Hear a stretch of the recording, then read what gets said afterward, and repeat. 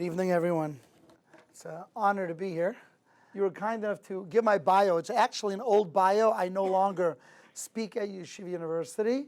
I do speak about 150 campuses around the country each year, and that's my day job. My day job is I travel the country, and I speak from Harvard to Yale to Princeton to UPenn, GW, Buffalo, Rochester, you name it, from the East Coast to the West Coast. And I feel like I have a pretty good grip on where the Jewish people are heading, and sometimes it's a little bit frightening, to be honest. But history is made of his story. Individual people who want to stand up and be counted and say that the buck stops with me. So I hope I'm in a room full of history people, and maybe this talk that I'm going to give you today will inspire you. The truth of the matter is, I've never given this talk before, and it's something I had on my mind. It's something I do with my children, and in the words of the Mesilas Yesharim, it may be such a simple concept that everyone knows it, but it's the fact that they know it that allows it to be forgotten. And that could be a good thing also, just to have somebody, short, fat rabbi, get up and just talk about something very simple and honest. When I speak about religion on campus, one of the points I like to mention again and again is the concept of the proof is in the pudding. And the proof is in the pudding, nowadays people don't know what that means. It's an old saying, so you have to be from the 1960s or before to get that. But what it means essentially, for you young guy, I'm a grandfather already, by the way, in case you're wondering. I have 6 grandchildren, so I guess I'm in the old-timers category at this point. What it means is if someone comes to you and they say, I make the best pudding, this is delicious, you'll enjoy it, it's delicious. Finally, what does the guy say? Make the pudding, let's taste it. The proof will be in the pudding. If it tastes good, it's good. If it's not, don't talk it up. If it's not good, it's not good. You can't talk it up. And I use that as far as Judaism goes vis-a-vis other religions when I have to do comparative religion, because when you look at other religions, you could say religion of peace, but if 98% of the wars are caused by your religion, the proof is in the pudding. It's just that simple. It's not peaceful if it causes war. You can say your religion. I remember I was once listening to, I used to have this hobby of listening to evangelical radio. I only did it because at that point I was doing a lot of debates on campus, and I like to understand where they were coming from. I'm not recommending this; it's not a rabbinical recommendation. But I remember once there was this preacher, and he's speaking, and then in a commercial break he was speaking to the evangelical community, and he says, You know what the divorce rate is in the United States? He says it's about 50%. And he says, do you know what it is in the evangelical community? It's also about 50%. And therefore, everyone come to my retreat, my seminar, and we're going to teach you how to keep your marriage together. And at that moment, when he said that, I wanted to pick up a phone if they had offered a phone line and say, hello, proof is in the pudding. If you have a way of life that's supposed to cater to civility, that is supposed to take care of relationships, that's supposed to lead towards lasting love, then why is the divorce rate in the evangelical community the exact same as it is in the secular community? That's the concept of the proof is in the pudding. And it's very powerful, and I use it because Judaism usually comes up smelling like roses when you make these comparisons.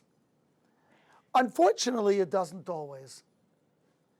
And there is one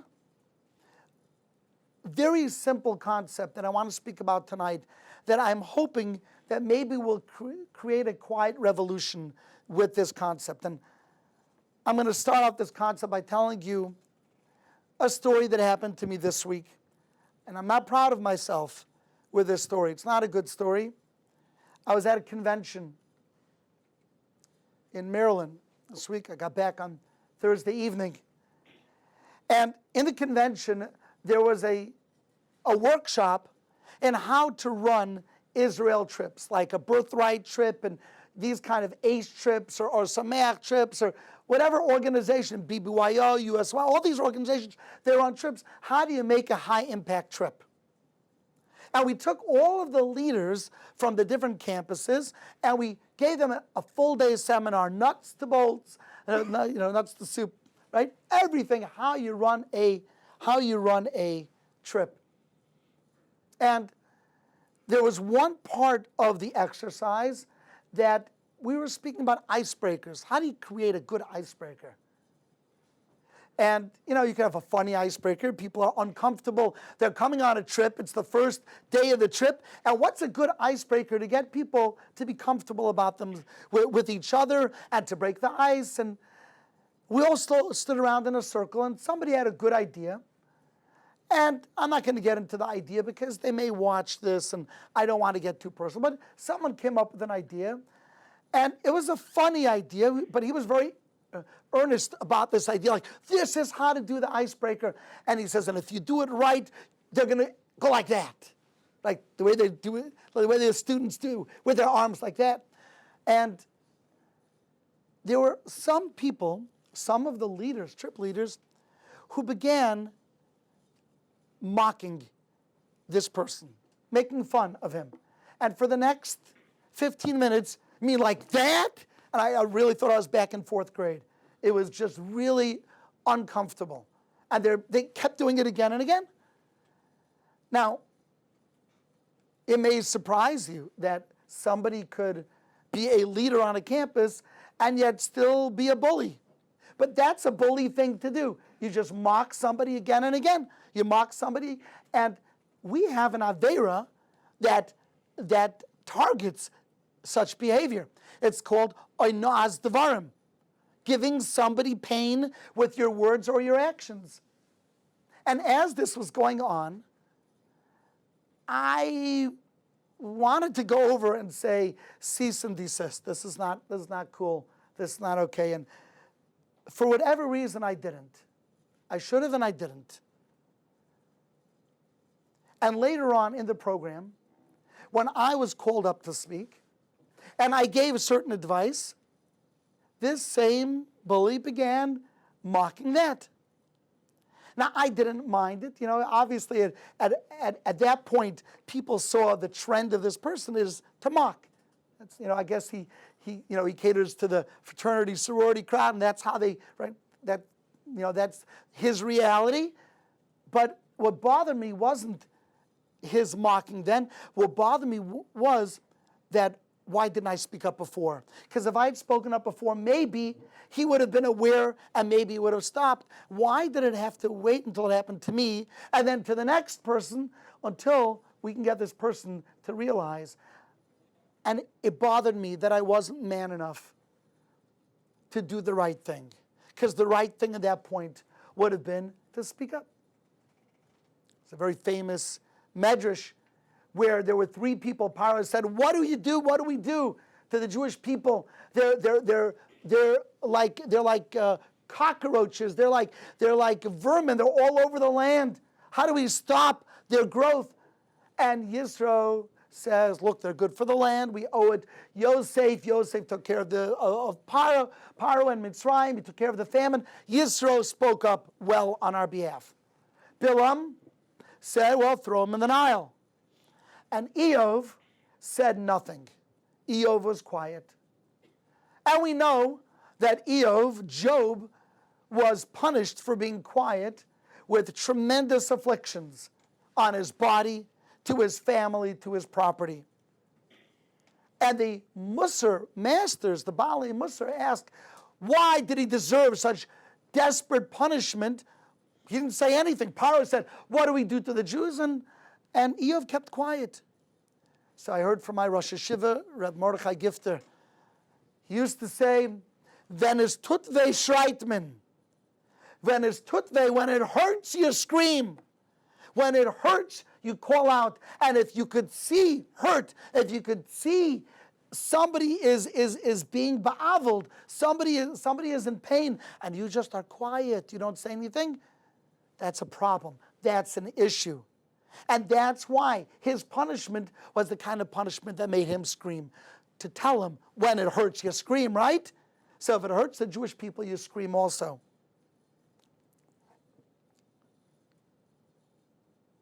We just read Parshas Pinchas. And Parshas Pinchas, Pinchas did not keep quiet.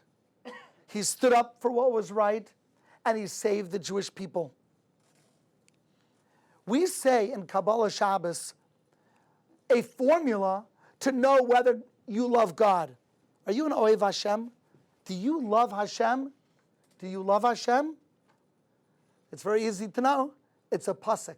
The pasuk says, Ohavei Hashem sinura. We say it in Kabbalah Shabbos. The formula is, Ohavei Hashem. If you're somebody who loves Hashem, sinura, you hate evil. You hate when you see evil. You hate when you see somebody being hurt. It bothers you so much that you hate it.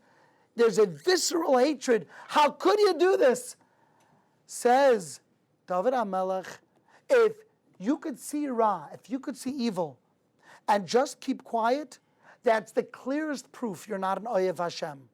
If you could see somebody being hurt, if you can see dishonesty, if you could see corruptness and keep quiet, that's a proof that you don't love Hashem. Because a lover of Hashem has a reaction. It's not okay to be parav in this world.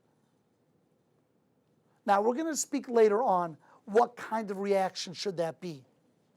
But at least we know that it's not a neutral reaction. Oyavei Hashem, a lover of Hashem, sinura, hates evil. So now we get to the title of this talk. If I had to give this talk a title, it would be, Do the Right Thing. It's a very, very simple idea. It's a very old-fashioned 1950s idea. Do the right thing. Let me explain to you why this needs a refresh. We live in an era of art scroll books and stories of heroism, greatness, exciting tzaddikim doing majestic things, and it's those big acts that we put on a pedestal. And that's good, and they deserve to be put on that pedestal. But it comes at a price. The price is that the very simple act of trying to always do what is right has gotten lost. There's no nobility in it. There's no nobility in waking up in the morning, living your day, and every moment say, I have two choices. I could do the right thing and I could do the wrong thing. And I'm going to choose the right thing. Around the supper table about 2 weeks ago, when a few of our children had become a little bit moody and we felt they needed a little correction, a little calibration. So we spoke about the concept of the right thing in the Torah's view. And we went around the room again and again. Give me an example of the right thing to do. And I will give you examples soon. But to view it as a value, to do the right thing, I don't remember growing up hearing those words. There is a right thing. There's a song called The Right Way to Live. You know that song? Right way to live. There's a right way to live. There's a good way to live. And it doesn't have to be a black and white mitzvah. You know why? Because derech eretz kadma l'Torah. It actually comes before you ever pick up your hand to put on tefillin. It comes before everything. Doing the right thing comes first. And unfortunately, I feel that there are times that even within our own frum community, while we're known for chesed, we are known for tzedakah, simply being known to do the right thing as a matter of course sometimes is lost. I don't like the stereotype of trying to Jew someone down. Anti-Semites say that, but what it basically means is get a bargain. You see, are you hurting the other person? Are you giving them a fair price? Or are you trying to underhandedly rip them off? There is a right way to go about bargaining. There is a right way. It does exist. You don't have to walk away feeling like the victor and King Kong beating your chest. You could both leave happy in some way. And why can't we be known as the community that consistently and constantly does the right thing from beginning to end? We are the people who do the right thing. And I think we always gauge it by, is it a mitzvah or isn't it a mitzvah? So that's why I just want to code it in terms of the right thing or the wrong thing. Now there's when David HaMelech brought Shlomo HaMelech to his bedside, Shlomo HaMelech, young child, he wanted to tell him, you know, you're going to be the next king. Did he say, you should be a tzaddik, be a tzaddik, be a Talmud Chacham? David HaMelech was a big Talmud Chacham. Halacha k'maisa b'chol makom. David HaMelech, the halachas always like him. He was a big Talmud Chacham. He said, you're going to be a king. Did he say, be a Talmud Chacham? You know what he said? He said, v'chazakta v'hayisa le'ish. Strengthen yourself and be an ish. What does ish mean? Well, say it in Yiddish. How do you say ish in Yiddish? Be a mensch. Be a mensch. You want to be a leader, you need to be a mensch. You want to be the Or LaGoyim, you want to be the light unto the nations, we have to represent menschlichkeit in our community and outside of our community, to our family, whether people see us, whether no one sees us. You take a piece of garbage and you miss the garbage can, the right thing to do is to walk over and put it back in. Don't wait for someone else or the cleaning crew to pick it up. There is a right thing to do. There exists a way of living that incorporates the right thing. You know, half of Pirkei Avos is just about this one idea, and we hit it every which way to Sunday. The second Perek, the first Mishnah, says it as clear as you'll ever hear it. This is what Rabbi says. What is the derech? Ezu derech yishar shi'avra loy adam? What is the right way that a person should act? Kol she'tiferes lo seh v'tiferes lo mina adam. Something that gives Hashem honor, glory. You represent God. And something that's tiferes lo mina adam. Mankind could look at you and say, wow, he or she represents the epitome of a human being. That's a person. That's a mensch. I look up to such a person. And there's another very, very critical point to this. And the point is, the Rambam says that every mitzvah you can get a kapara for. You can get a kapara for eating treif. You can get a kapara even for adultery. There are kaparas for practically everything. Some of them are not so easy, but they exist except for one. There's only one mitzvah that you need death to be mechaper. Until a person's dead, there's no kapara. And that's very bad. Because if you don't get a kapara, that means the malach kategor remains with you your whole life. The malach kategor is the accusing angel that gets to sit there and not let you have atzlacha in life.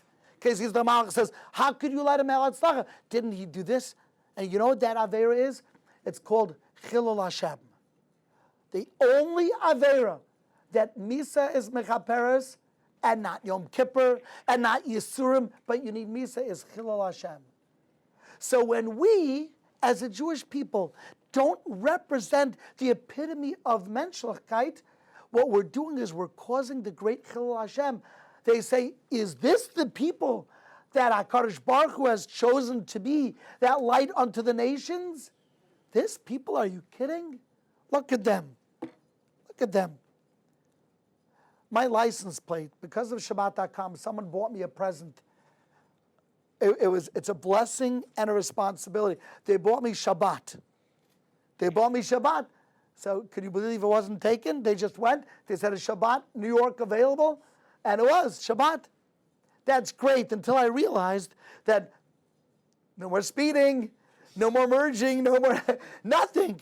Because everyone sees it's like writing Jew on your car. Like everything you do, they see. But you know what? I like that. Because if I didn't have that, maybe I could delude myself into thinking that I can drive a certain way. But that's not the right thing to do. If there's a long line going off of an exit, it's not the right thing to go into the other lane and then get somebody to merge so that everyone had to wait 5 minutes, but you get to go in right before the exit. It's not the right thing. And if we live the right way, we don't do stuff like that. And we have to speak about that because ultimately the Geula will come when the Jewish people represent, and we represent when we do the right thing. I wrote down a few examples. I am sure we can go around the room till the morning and past. Here's a simple one. How many of us get invitations and don't even respond? You know, if someone sends you an invitation to a wedding or a bar mitzvah, that means they took a moment, they thought about it, they got a postage stamp maybe too, they put your name, they printed your name, they liked you enough to agree to buy $60 worth of food for you, and you don't even throw it back with a, "I would love to, Mazel Tov," 4 words. It's the right thing to do. Yes, oh no, I got 4 invitations. That means it's going to take me 4 minutes or 8 minutes to write Mazel Tov. How could we just let it go? Let them come out in the garbage. Who asked for the invitation? I never asked for an invitation, so I'll throw it away. Respond. It's the right thing to do. That's who we are. Ever go to a shul kiddush?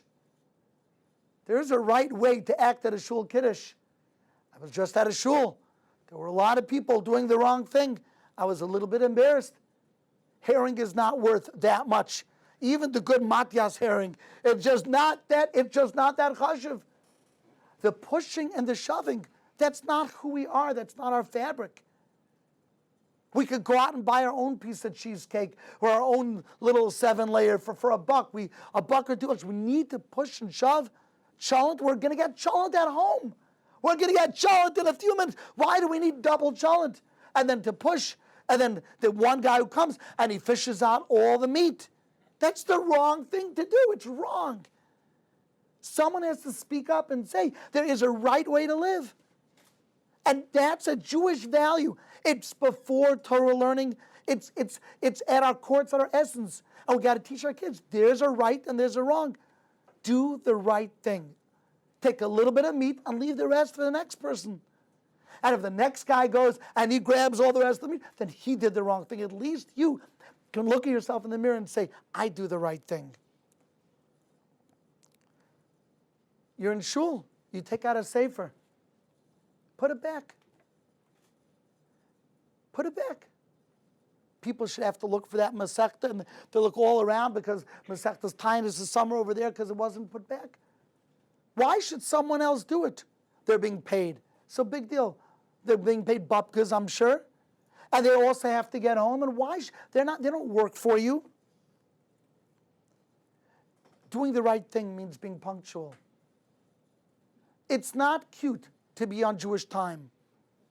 Jewish time is a nice way of saying I'm a little bit inconsiderate of your time. I'm sorry if this sounds like preachy. I'm sorry. I've never spoken about this before. I'm piling on. I'm right over here in West Hempstead, and I'm going to pile it on because I know people are going to listen. And maybe there'll be one person who chronically comes a half an hour late and keeps everyone waiting. And it's the wrong thing to do. If you make up a certain time, you come on that time. And if you're going to be late, you let the person know. And you don't keep them hanging. It's the right thing to do. It's not, I'm a yucky. Oh, it's forgivable. It's Jewish time. It's not forgivable. People's times are valuable. And I'm sure you resent when you're there on time and the other guy doesn't say anything. And he rolls in 20, 25 minutes late without an apology, without an excuse, with nothing. As if he came on time. It's not the right thing to do. It's not Jewish. It's not Jewish at all. There's no Jewish time. Jewish time is on time. I'm a mixed bag. My grandfather was a Yeki. My grandmother was a Chassid. So I have this inner struggle inside.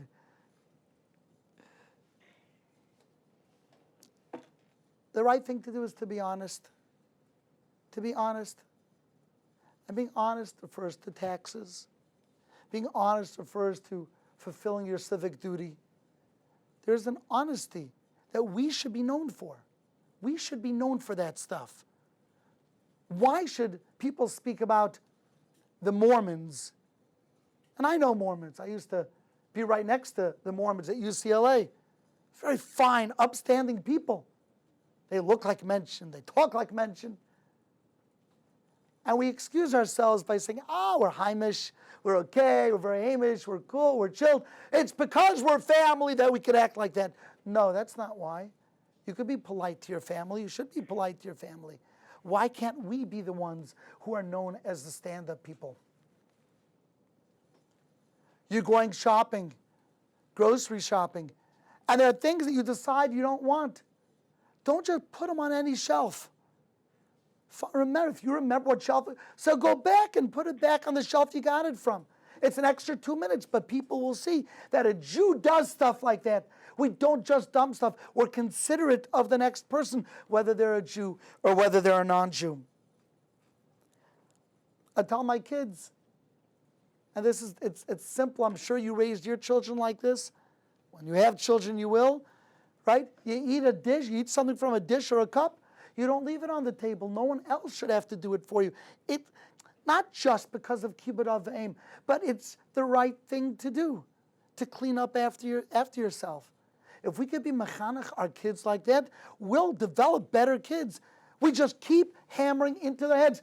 Do the right thing. Do the right thing. You should know, after I speak to my kids about it, they all tell me they're hyper aware of doing the right thing the next few days. And then they need another reminder. Almost done with my list. This is a little pet peeve. Doesn't apply to this shul here. But in a shul that I daven at Muncie, it's a very low ceilings, and the air conditioner is in the window. And some hot guy always stands right in front, blocking the rest of the shul. Where's the right thing? I know you're hot, but so is the rest of the shul. It's just awareness that there's the right thing. You leave that space empty and you allow the shul to get cool. It's not a chap. And we use Yiddish words in order to sort of get away. It's not a chap. There's nothing chapadik about it. There's no kunz. It's just wrong. And you make other people suffer because of it. A person does the wrong thing, does the right thing, returns borrowed items. I can't tell you how many people I and others have lent svarim to and other things, and we never see them again. You make it your business. If you borrow a sefer, you return the sefer, and if you're out of town, you put it in the envelope. That's why there's UPS. That's why there's a post office, because there's the right thing is not to hold on to a person's sefer till infinity. Tell you a little story. I was at the airport, and I had an extra piece of luggage. And El Al charges for an extra piece of luggage $100. It may have gone up to 125, but I think it was 100. It was certainly 100 then. So I'm waiting my turn in line, and it's getting late, but nothing to be worried about. And this Hasidic fellow, doesn't have to be a Chassid, we're not Chassid bash, it could be anyone at all, but he sort of runs ahead of everyone, he has a $100 bill. He says, here, take this is for the luggage, and he wants to go away. And El Al doesn't quite work like that. They have to go to the computer and fill out your name and, give you a receipt, right? There's a receipt. You can't just put 100 like you do in a store, like, I'm running it out, here's the money for the milk. It doesn't work like that. And he said, no, it's just 100. And I couldn't help myself. This time I was brave enough. I put my hand on this fellow's shoulders, and I said, that's the wrong thing to do. You see a little line over here? I said, everyone wants to pay for a piece of luggage. Yeah, but I have cash. I said, yes, but you're still number 4 in line. Yeah, but I'm going to miss the flight. We're all on the same flight. So wait in line, it'll be good. And he was a little flustered, but sure enough, out of 500 people, who does God have me sitting next to? Unbelievable. And he said, like, not even like a seat away, like literally next to me. He goes, oh. So now I've got 10 hours of this guy. So he looks at me and he says, I really respect what you did. I really respect that you spoke up. Can I speak with you? I'm having problems with my wife.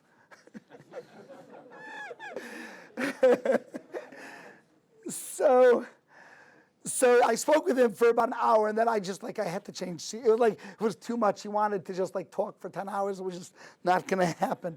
But what's the first thing I want to say? Of course you're having problems with your wife because you're an inconsiderate fellow, and she probably sees it. I just want to do this. There are other people in the world.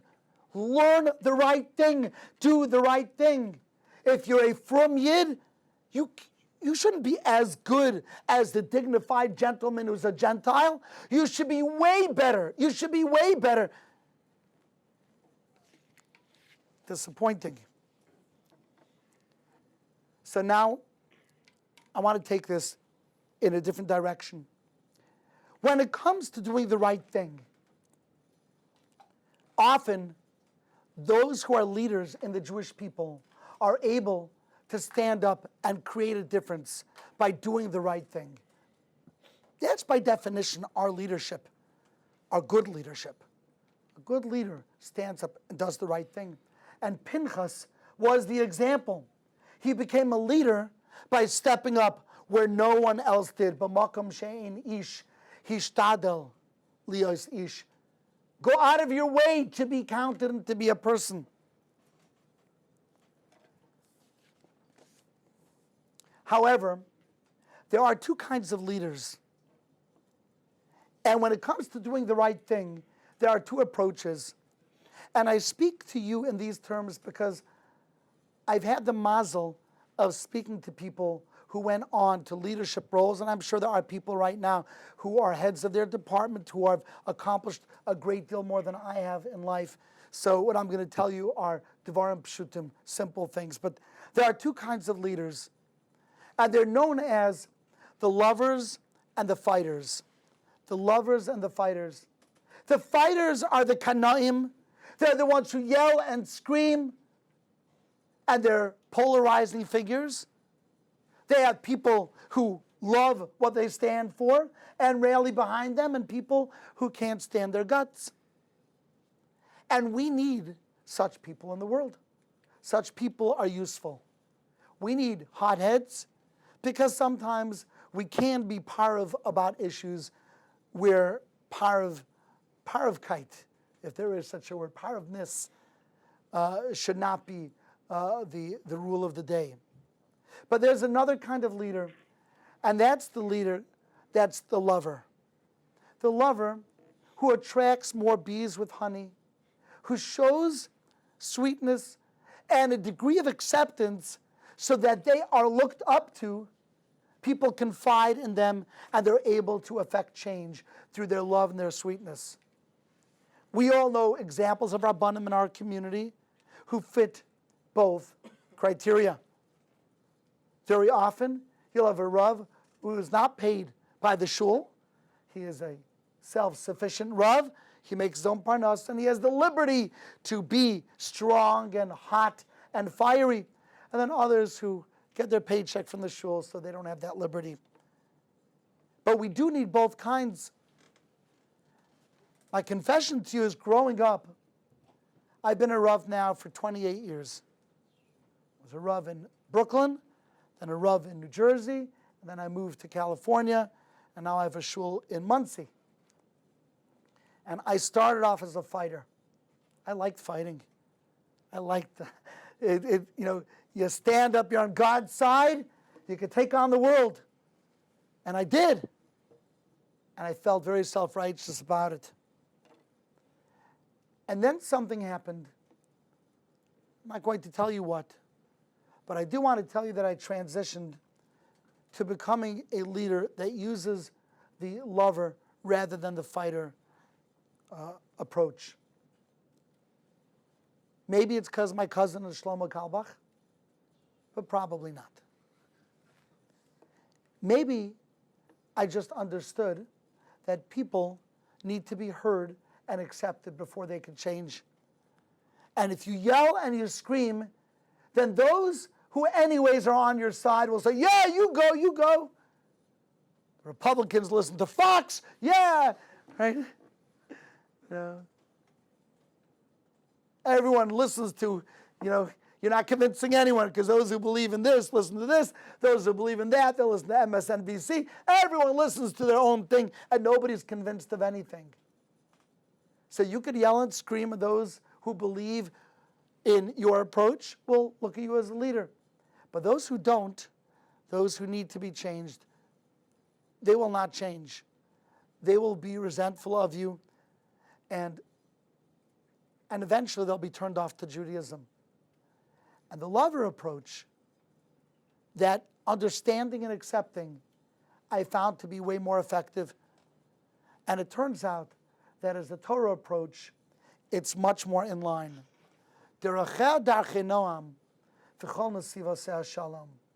Its ways are pleasant, and all of its paths are filled with peace.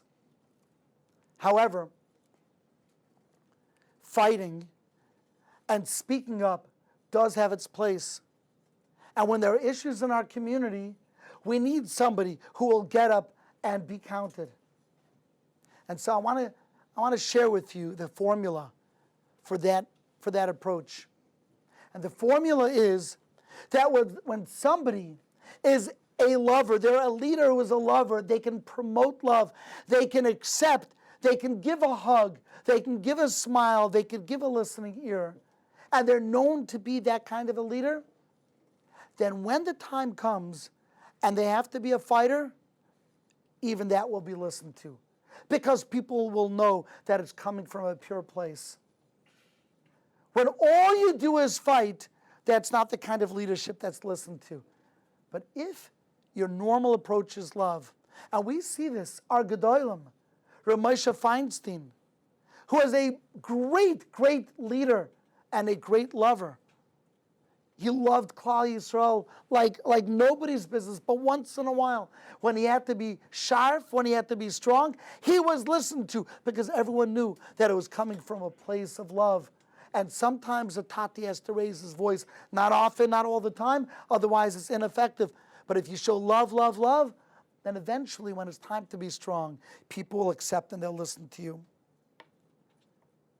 You know, the Gemara says that every person in this world has leadership in them. Not only do they have leadership, but they have something that they're supposed to present to the world, some innovation, some program that no one else is going to do but you. And if you don't do it, no one's going to do it. It will die with you. If the Chafetz Chaim did not write the Mishnah Berurah, nobody would have written the Mishnah Berurah. Yes, there would have been a Kaf HaChaim, there would have been Aruch HaShulchan, but not a Mishnah Berurah. That was the Chafetz Chaim's place. And maybe, almost for sure, no one would have written a Chafetz Chaim. And if somebody who started Chinuch Atzmai didn't start it at that time, no one else would have done it. We each have a place, the Gemara says, the Gemara in Chulin says, I have left a place for you to become great. You have a destiny. You have a calling. And it doesn't make a difference how old you are, how young you are. I was an art collector. I owned an art gallery. And one of the artists that I collected was called the Jewish Grandma Moses. So when my kids ask me, who's Grandma Moses? You have to know a little bit about art to know. But Grandma Moses was a 76-year-old lady who used to paint naive art in some hick state, I don't know where it was, but like in a real one-horse town. And she would take her painting and put it on the side of the road to see if somebody who happened to be driving down her dusty road would like it and buy it. And there was a fellow from New York who came and he saw it. He's driving by and he walked in and he says, "Lady, I'm going to make you famous." And so he did. He brought her to New York. And today, Grandma Moses and her naive art is the epitome of what a person can do at an older age. She became famous. She lived another 20-something years. But she became the famous Grandma Moses. Google her. Look her up. No such thing as too old or too young. We have our place. I once had a girl, young lady, came to my house, and she said, "Rabbi, I don't have any leadership in me. I want to do the right thing, and I want to find my calling. But look at me." She was born with a deformity. Half of her face drooped. It was very difficult to grow up like that. And also, she had a very severe limp. She had a severe limp. So she said, "Look, I'm ugly. I can't walk. I'm not a leader. I can't do anything." I said, "I disagree. You are a leader." She said, "What can I do?" I said, "Do you know that there are people in Israel who can't afford shoes? Do you know that if you ask any American, I could ask anyone here in this room, do you own at least one pair of shoes in your closet that you don't wear anymore?" I don't think there's a single person in this room who says, "No, every shoe that I own, I wear constantly." No, it doesn't exist, right? I could probably say, "Do you own at least 5 pairs of shoes?" And we probably have half the room say, "Yeah, at least 5 on." So you know what? There are people who are walking around in Israel and they don't have shoes. So I told her, "Why don't you find those shoes and we'll send them to Israel?" That was my little idea for her. A few weeks later, her father calls me and says, "Rabbi, I have 20 crates of shoes. What am I supposed to do with them?" Well, you're supposed to send them to Israel. You know what she did? She went knocking door to door in Brooklyn saying, "Do you have any extra shoes? I'm collecting shoes for Israel." 20 crates with a limp, knocking on doors, no one knew who she was. What a leader, huh? I had another young lady. She said, "You know what? I like style." She contacted an Italian company, and the company, she said, "What do you do with last year's styles?" "I want to promote tznius, so maybe you have last year's stock, and we can get stylish tzniustic clothing for people who are trying to dress tzniustically." And so she did. And on. I have been zoicha. I have been privileged to meet people who not only wanted to do the right thing, but they wanted to make their mark of leadership in the world. I issued a challenge at the last Aguda convention. I spoke there about finding your vision and creating a program. So a few women called me, they said, "You know that there are women that have mental illness, depression, ruins their marriages, have it very difficult. We'd love to start a organization that will create resources for women with mental illness. We need it for men also. It's not just the women." But they said, "We want to create it for the women." I said, "Great. Let me be your partner. I'll donate a website. I'll build your website." And so I did. You go to chazkenu.org and .com. It went live this week. And they wrote a letter. They said, "Wow, we found our leadership." I said, "Great, but we can't stop here. Now let's go. Let's get those resources." So we began once a week, a phone call where you have free therapy sessions. To recap, if we want to be a light unto the nations, we have to start professing the idea of doing the right thing. And we have to teach our children this, and we have to live with that. You can even just put it on your wall, make a little sign, "I do the right thing." And look for opportunities to do the right thing. I've seen shuls where they barely have a minyan, and yet guys wander out. So the shul suddenly can't continue davening. You ever see that? Guy just wanders out. It's not the right thing. Where are you going? What's so important to leave? Maybe someone has a Kaddish at the end. Maybe they came to shul special so they can say Kaddish for their parent that passed away. But now, there you go, you disappear. They don't have a minyan. Do the right thing. Do the right thing. It's the definition of maturity. You know what the definition of maturity is? Doing the right thing at the right time on a consistent basis. That's the definition of maturity. A mature person does the right thing at the right time constantly. That's how you know you've made it. And the more right things we do, the greater leadership we can present to our communities and to the world.